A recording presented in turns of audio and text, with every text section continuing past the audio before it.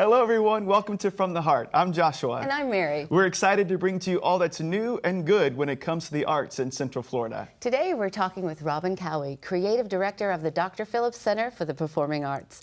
We're learning a few things about Robin, the person. Let's find out why he devotes his life to helping performing artists. Welcome, Robin. Welcome. We're glad you're here. So tell us, what were you like as a child? You're an artist, but when did the love of arts was it birthed? I'm very fortunate to have been born into a theatrical family. Actually, my great-grandmother was my great-great-grandfather was a calliope player in London, and his daughter danced, and then my grandmother made theater costumes in the vaudeville, and my father was on stage all his life, and then I just kind of grew up in that. So theater has been a part of my life for forever, and then yeah, go ahead. Calliope. Is that like an organ? Yeah, it's like, yeah, exactly. I'm glad you asked. Yeah, Because I knew it. Because I would have gone home going, I got to look this up. Exactly, it's a version of that. Where did you grow up? In South Africa is where I grew up, and my dad became a documentary filmmaker, and so I started making films with him really young, and that kind of led me into filmmaking. So. Why do you like filmmaking? I mean, is it the storytelling aspect? Is it creativity? Is it all of those things? Actually, at the center of everything that I do is stories. Stories of I was in Los Angeles for a while, and one of the things I did out there was storytelling, and I really enjoyed it. And there were a lot of venues for storytelling. When I came back, there wasn't anything here that quite did it the same way. So I started a storytelling club called the Orlando Story Club, and every month we all get together, and we have about 150 to 200 people, and we engage the community to tell stories. Anyone who has a story can come and tell a story. We select 10 stories.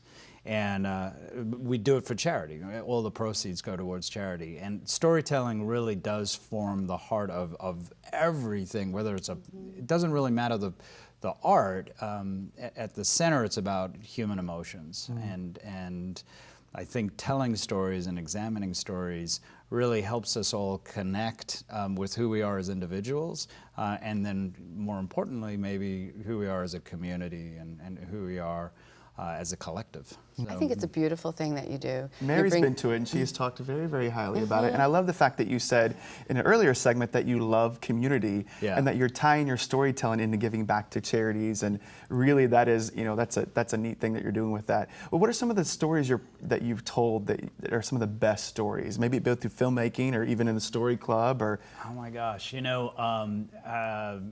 I'm very close with my father. My father actually won Story Club one time. Wow. And, one of yours? He won Orlando Story Club because it's a competition. They actually score the. And he actually told a story about my brother who died of cancer. But part of the story was that after my brother died, I had the same symptoms, and so went into the hospital with the same doctors and everything in the same room. I'm only like 8 months later, and they put me under, and they gave me a shot, and they said, "Okay, Rob, count down and tell us a story." And I said, "Once upon a time, there was an old man, and he tooted." And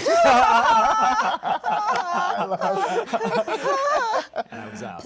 That's one of the first stories I ever told. So, Wow. So my dad told that on stage, which completely embarrassed me. Now I'm very embarrassed. But it helped him win the contest. It did win the contest. But it's that type of thing where there's pain and joy in every day, and by sharing that and exploring those things together, we really figure out everything. Tell us about one of your films that you've made. I know you've really created some amazing works through film. Tell us. Well, I I was very fortunate to be one of the producers on the Blair Witch Project. How did that happen?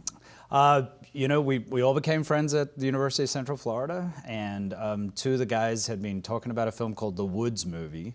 And about a year after we had all graduated from film school, we came together and we were like, okay, we really got to make something happen. And they had this story. They literally showed me these pictures that were edited together of this footage that they had found. And when they didn't tell me that it wasn't real, they showed me this short clip. And by the end of it, I was like, oh, that's amazing. How can I help you, turn that footage into something? They're like, actually, well, you could help us make that footage. And that at the time I had a creative agency, and I went to my partner and said, I think I'm gonna leave and go do this movie. And of course he thought I was crazy.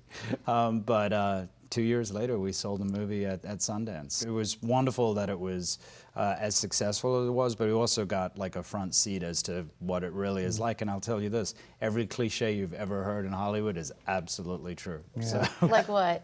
oh my gosh, I just remember getting off the plane for the first time in Hollywood, and we were driving towards our meeting with our agent, and there was a Rolls Royce with a guy with silver hair smoking a cigar, of course, with what I thought was a blonde lady sitting next to him. When I turned and looked closer, it was actually an Afghan dog. So, like I say, every cliche is every true. cliche. Wow. So it sounds So like you've cool. had lots of great success in your career. Have you ever had an unsuccessful project, and how did you deal with that? Good question. Yeah, no, I mean, I've made 8 feature films, 2 television series, and probably tried to make about 250 projects. So I've had a lot more failure in my life than success.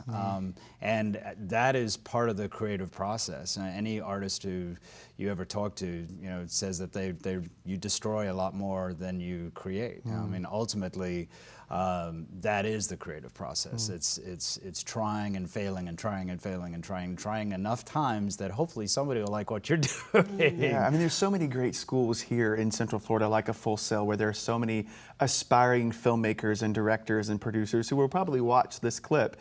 What's some advice you have for them? Because they're going to fail a lot and hear no a lot. What's some advice? I mean, I guess the cliche is never give up, but truly believe in your own voice, and truly, the trick is to be passionate and just so determined about what you want to do, but at the same time, truly listen to an audience, and that's really hard to do, because when you get on stage, one of the things I love about the performing arts is that the feedback's immediate. It's alive, and you can feel that audience. You can absolutely, and you don't have that necessarily on film. So a lot of what we tried to do is constantly show scripts. A lot of people, when they start out, they're like, "Oh, I don't want to show my script. I don't want to, but it's actually quite the opposite. You want to share that thing. You want to constantly test it and re-examine it, and we do. The great thing about technology right now is that you can work with it like clay, and you should do that. You should constantly grow your filmmaking. It's something that I try and remember myself all the time, because sometimes it's in my head, but until you actually get it out, you don't really know how other people are seeing or experiencing it. That's great advice. And and thank you for bringing all of your talents and experience to Central Florida, because I know it's going to make us a better place and a better arts community. And thank you for reminding us that everybody has a story to tell. And a voice. Absolutely. Have courage to make your voice heard. Well, thank you guys. Thank you. It's a privilege to live in Orlando. Absolutely. Well, the good news is we're going to be back with Robin Cowie. We're going to hear what the future looks like for both Robin and the Dr. Phillips Center for Performing Arts. So join Joshua and I again soon on From the Heart.